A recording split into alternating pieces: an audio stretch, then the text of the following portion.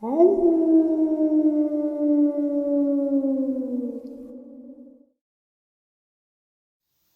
greetings and salutations, everyone. I hope everyone is still doing well, and welcome to the final upload of the night, the one that gets us right to tonight's live stream, Saturday Nightmares, live from New York, 12 a.m. Eastern Standard Time. Before we get into this, a couple links. As many of you know, I rely on Patreon, PayPal, channel membership, and the merch to help the channel to continue to grow and go. Links to Patreon, PayPal, and channel membership is in the description below. Merch displayed directly under the video. Also, Dogman Frightening Encounters, Volume 1 through 3, the audiobook versions. They were written and researched by Tom Lyons, narrated and produced by me, Jeff Nadolny. Those audiobooks are available on Audible, Amazon, and iTunes, links to which are also in the description as well. And finally, last but definitely not least, if you'd really like to help support the channel to continue to grow and go, simply subscribe. It doesn't cost a cent. Click that like button, it takes half a second. If you don't want to miss out on any of the informative uploads I put out daily, click that bell icon, and folks, please leave a comment.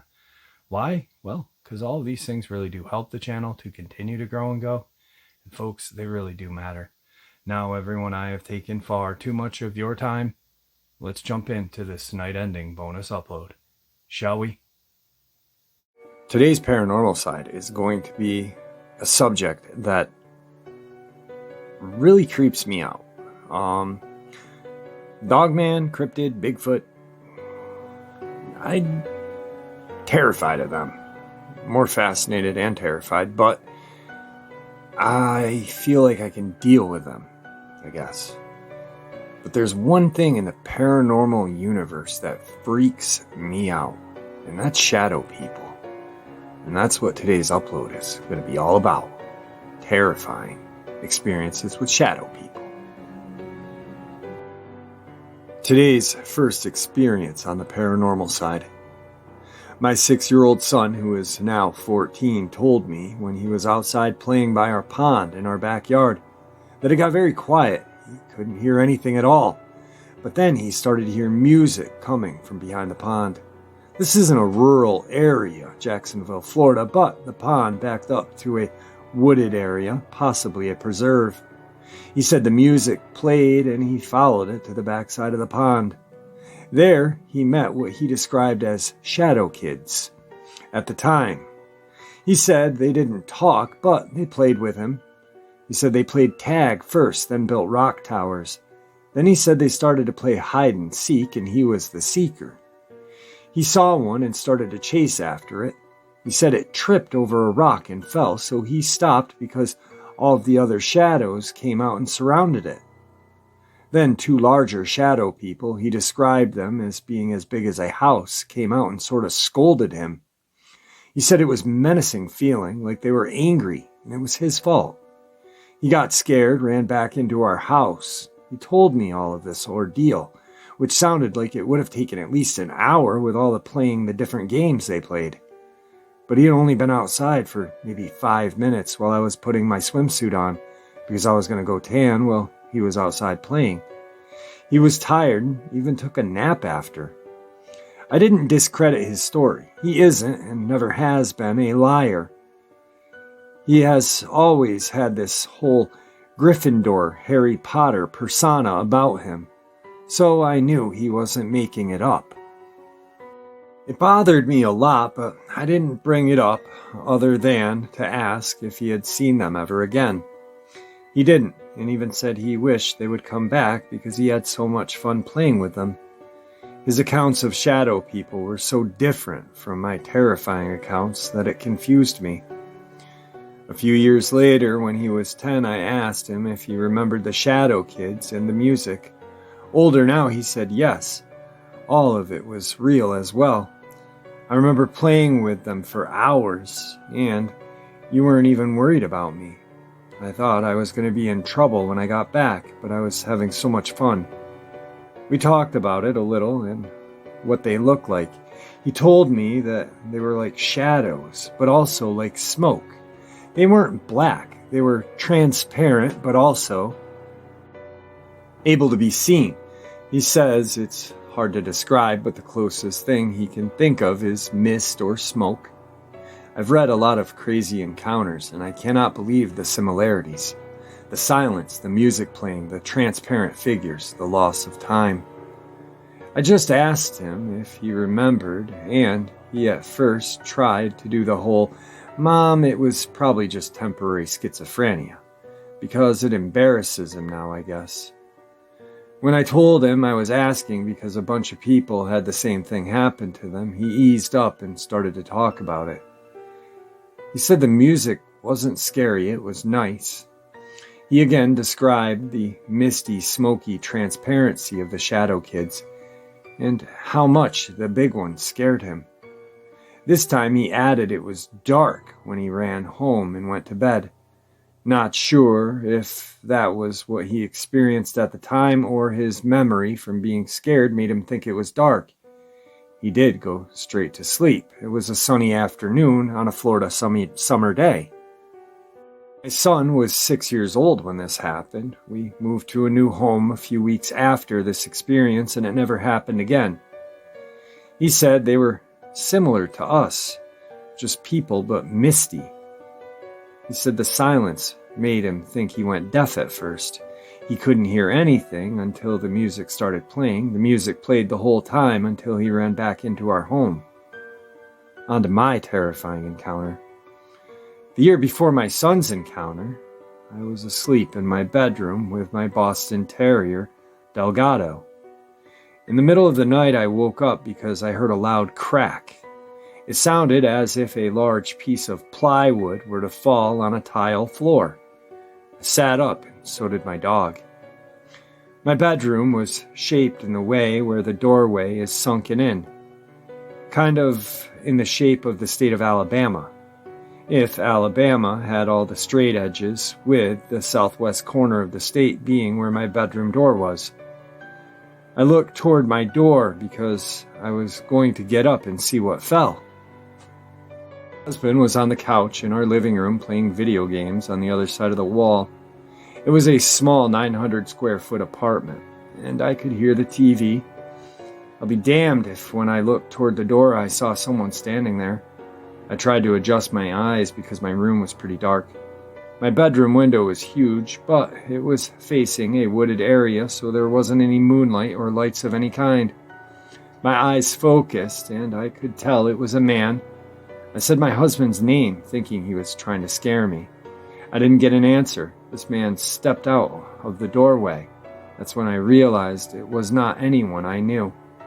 It was a person, and this person was at least 7 feet tall. Looked like a guy wearing normal clothes and a hat. Like maybe a baseball cap. It was so dark, but it was definitely a person. My dog saw it as well and started growling. That's when the good old cliche overwhelming sense of dread came over me. It was like it poured over me like water. I went from being curious to full adrenaline pumping.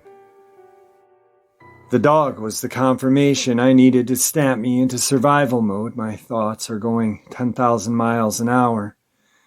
I darted my gaze to our bathroom door, which was also shut, and I knew I couldn't book it there in time before the guy closed in. I had nothing near me I could use as a weapon, and this guy was so big he was taking up all of the space in front of my closed bedroom door. The dog stood up next to me and started barking like crazy.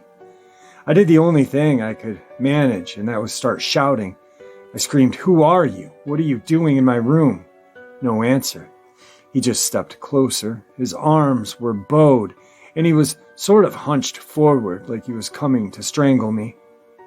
As he inched forward, a thought crossed my mind that my husband has not responded to me yelling and the dog barking yet. And the fact that this person had somehow gotten past him undetected was physically impossible. I immediately thought this tall freak was someone that broke in to kill us, and they had gotten to my husband first and I was next. I wasn't going down without a fight, and I remember thinking he's gonna have to overkill me because I'm not going down like this. I started screaming bloody murder for anyone that could possibly hear me. The man was still silent and still getting closer. I'm sizing him up, thinking Maybe if he gets close enough, I can kick him and run out of the door. I realized the way I was sitting wasn't good to be in a good position for that, so I started to adjust myself, all the while still screaming. Suddenly, there's a light. My husband, my saving grace, comes tearing through the door and turns the light on. He's yelling, "What's going on? Who is it?" Frantically looking around the room. I tell you no lies when I say this giant 7-foot tall, scary-ass serial killer man evaporated right in front of my eyes.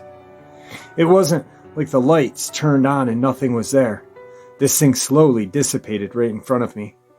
I watched it fade away, just like you would see a ghost in a movie, but it was more like 3D. Sort of like a water mist, if you had ever been to a water park or a theme park, where they have those monsters that cool you off. It had on what looked like normal clothes, like jeans and shirts. I remember either the hat or the shirt looked sort of orange. But he had no face. It was maybe 2 feet away from me, hands stretched out like it was going to grab me. I could see my husband through it, and then it was gone. I have never been so shaken in my entire life. I was shaking, crying crocodile tears while my husband was so confused. He thought it was just a bad dream. Our neighbor called the police because of my screaming, and I had to tell the cops I had a nightmare, because I can't just tell a cop I saw a 7-foot tall monster in my bedroom. That was embarrassing. To this day, I know I was not sleeping. I know the difference between half dreaming and being asleep and dreaming. Dogs can't see your dreams either. I was so scared that night, I shook uncontrollably for hours. I'd literally been terrified to the point I couldn't stop trembling, which has never happened to me before, and I've had a rough life with plenty of scary real-life happenings. I couldn't sleep all night and didn't fall asleep by myself for years after.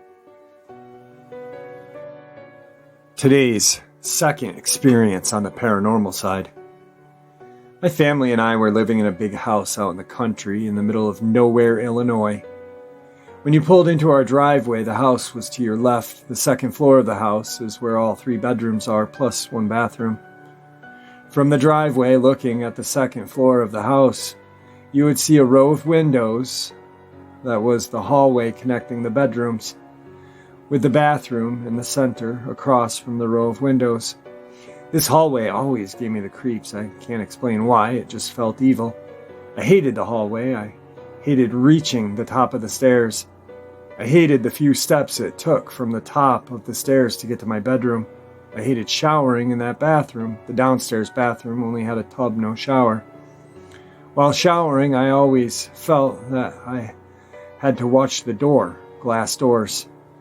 I hated that when I pulled into the driveway that I had to look at that row of windows to the hallway, I guess to make sure there was nothing there. Anyway, just all around creepy. One night my husband and I were lying in bed.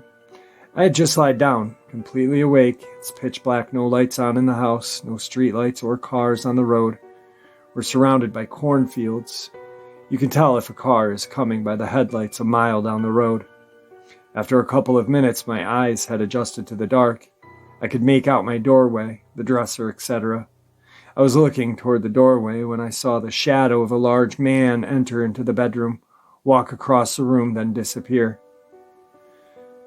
I have read about shadow people before, but I thought they were just stories. I just couldn't understand what people meant when they said it was blacker than black until that moment. After a few seconds, I said to my husband, "Did you see that?" Not being specific about what I had saw because I wanted to know if he saw the same thing. With a shake in his voice, all he said was, "I don't want to talk about it." And I knew he did. We didn't discuss it until the next morning. He described the exact same thing I saw. Today's third experience on the paranormal side. I'm a 21-year-old non-binary college student, and my partner at the time was a trans woman. Because of this, my family was violent, threatening violence towards us. Thankfully, I moved out and put a significant amount of distance between us. The events did cause severe PTSD symptoms, which are now mild due to medication.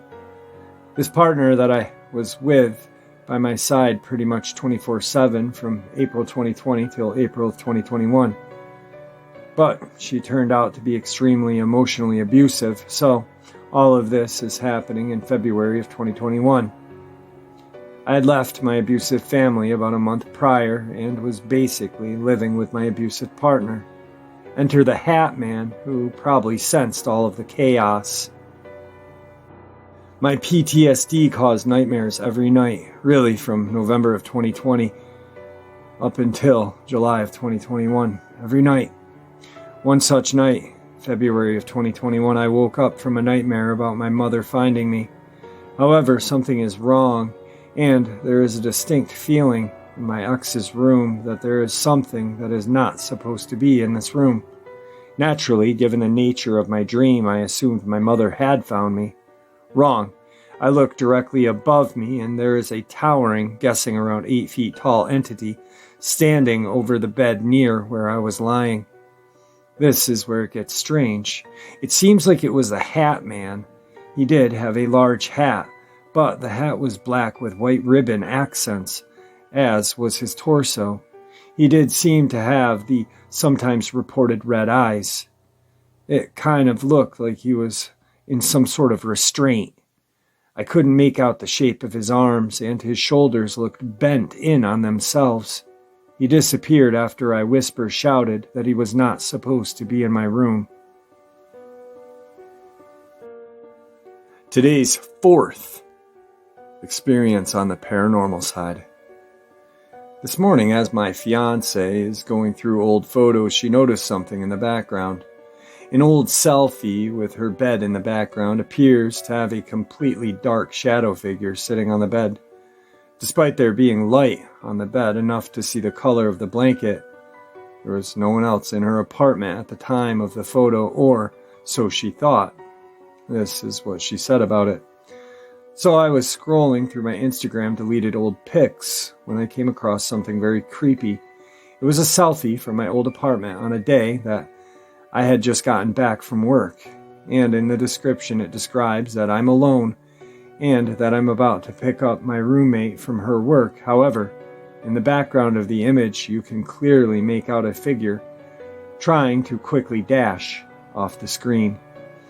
It almost looks like they had been sitting on the bed, realized I was about to take a pic, and then quickly tried to get up and out of the way. You could make out their head, the hunch of their back, and both arms, not to mention the shadow cast on the wall behind them. I have no idea what this could be. I've been looking over the image and sharing it with people. I'm stumped.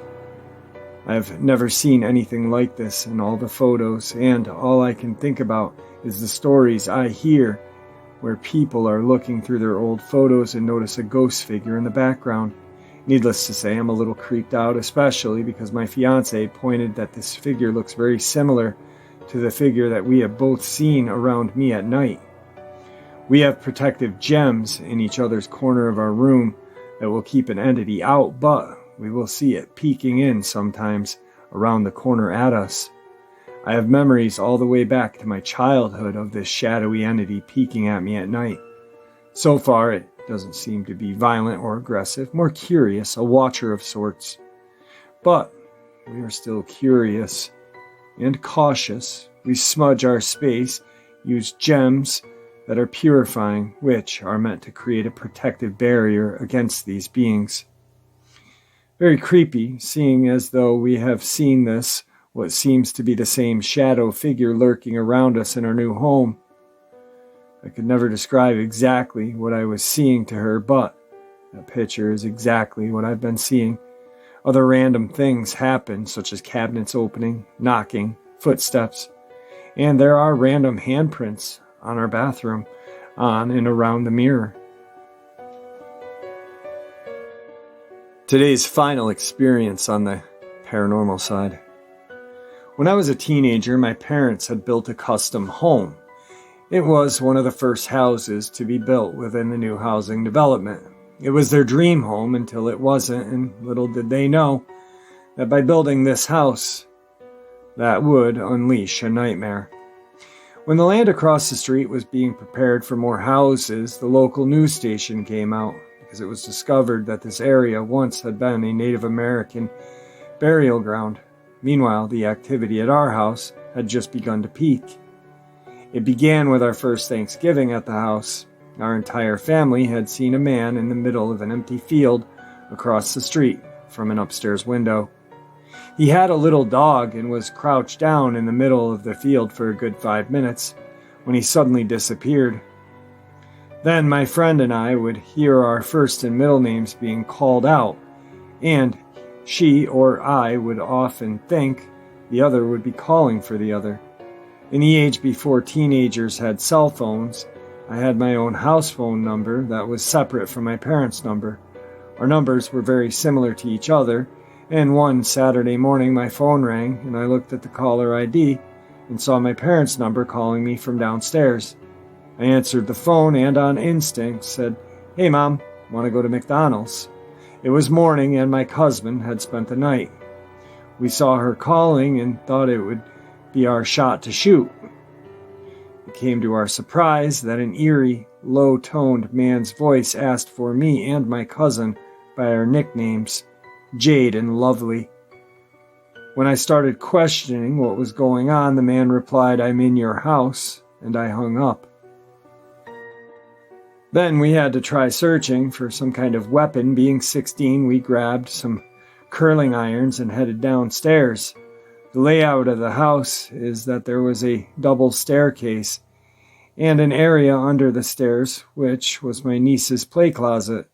Realizing that my parents were not home, my cousin and I ran down one side of the staircase and out of the house. After a while, we got the courage to go back inside, and the door to the closet under the stairs was wide open. But other than that, no one was there. When we looked back on the house phone number that had called us was not my mom or my dad's phone number, but my own phone number. But because the two lines are similar and they're under the same name, I think my mind just thought it was my mom calling. This was so weird and unfortunately only the beginning. A time later, I was on the house phone again late at night talking to a boy when the phone began to die. The base of the phone was in the office and I walked downstairs in the dark, not wanting to wake my parents up because I was breaking the phone curfew. Instead of walking into the office, I walked straight into the bathroom. I even said aloud, "What am I doing here?" And thought I must be tired. I proceeded into the office, and staring straight at me with her hand directly over the base of the phone was a woman who had on a floor-length, all-white Victorian-style dress with a high neckline, long sleeves. She was staring straight at me with her hand over the base of the phone that I had in my hand. I did not turn my back on her, but began backing away slowly. She was not disappearing, and once I got to a point where I could run, I did. My brother, for some reason, left his longtime girlfriend and their younger daughter for some random girl. My mom let the new couple stay in the house. This woman was weird and left everyone with a bad feeling. The energy of the house was very heavy and everyone seemed to be at odds, fighting more often, and not the happy family we once were. The girl told me that she does black magic, and I told her we're not into that kind of thing. By the time I was 18, I told my mom that if she didn't get this girl out of the house, I was leaving. I knew I had to get out of there and ended up moving 45 minutes away. After I had already moved out, I would come back and visit. My mom finally kicked the girl out and came to her senses. One day she called me to come over because of something disturbing she had found. When I got there, she discovered a dark blue picnic basket that was filled with these strangely formed fabric dolls, or bunny-looking things that had pins stuck in them, and more random items wrapped in dark-colored fabric. My mom had a sewing room, and this was all of her stuff, but she had no idea how this basket had formed.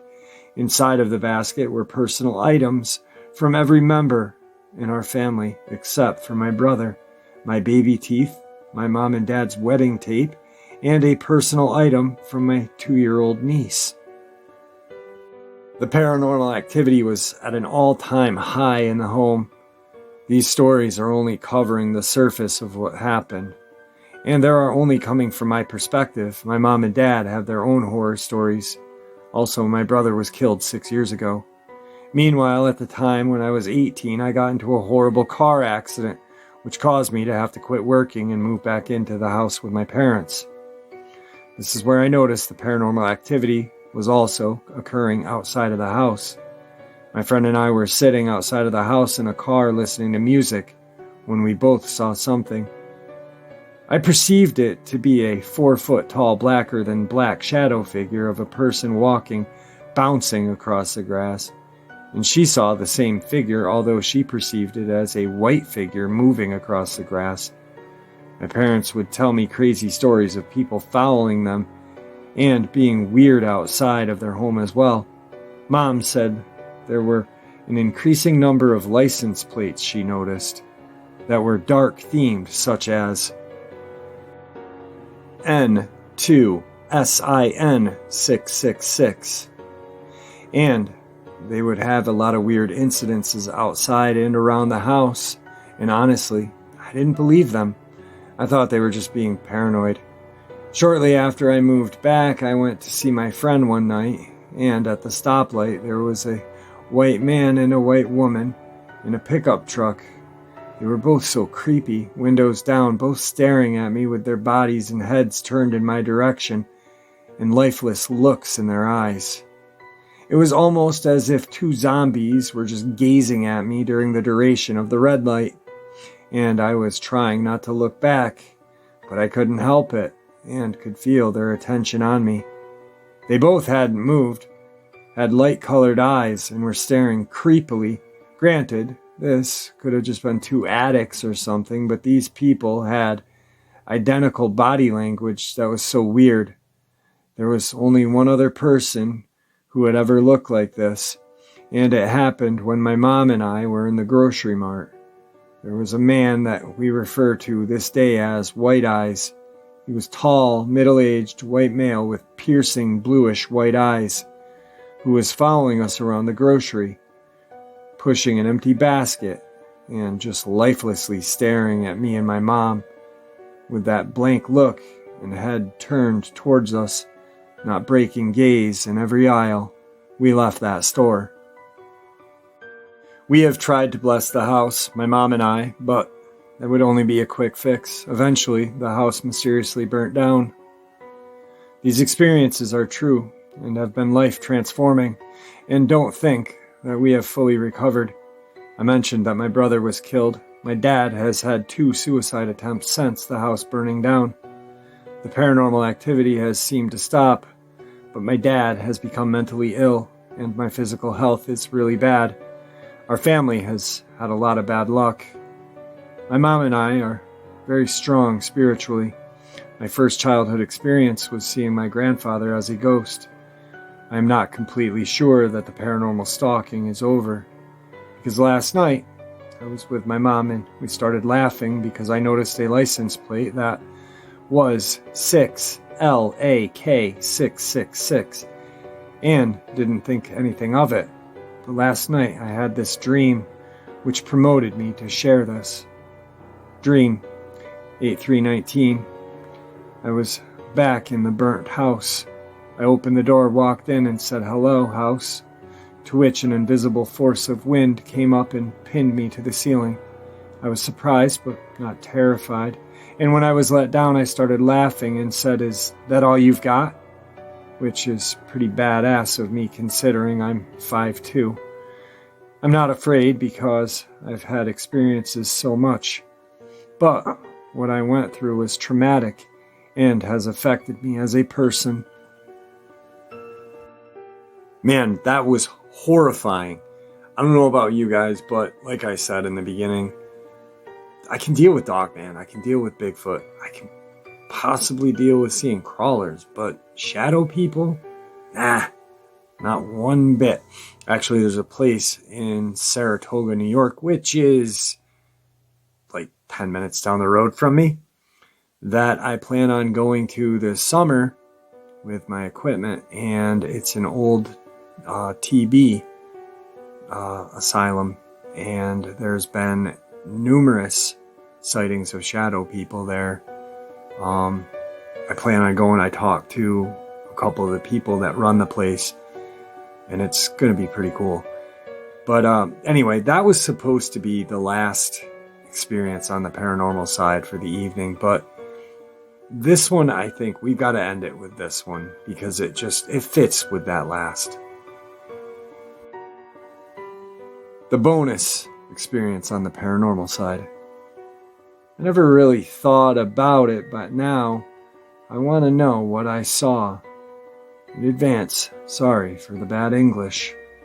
After we built our new house on our land and started tearing down the old one, a figure started to appear through the back door and window. It always seemed agitated, irritated almost, but he didn't show up after we finished tearing the house down. This is just for the context of the story.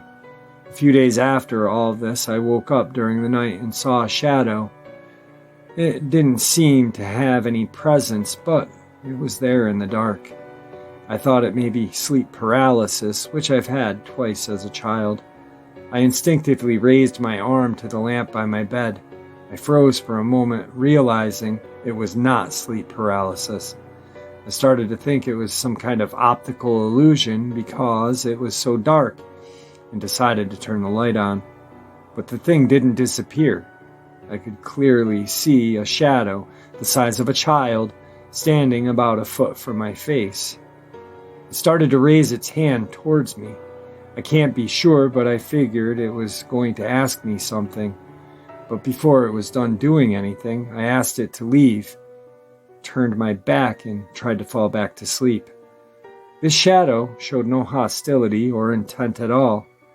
I could see it, but it was as if it didn't exist. Precisely because it didn't show anything, that entity was the most unsettling thing I ever witnessed.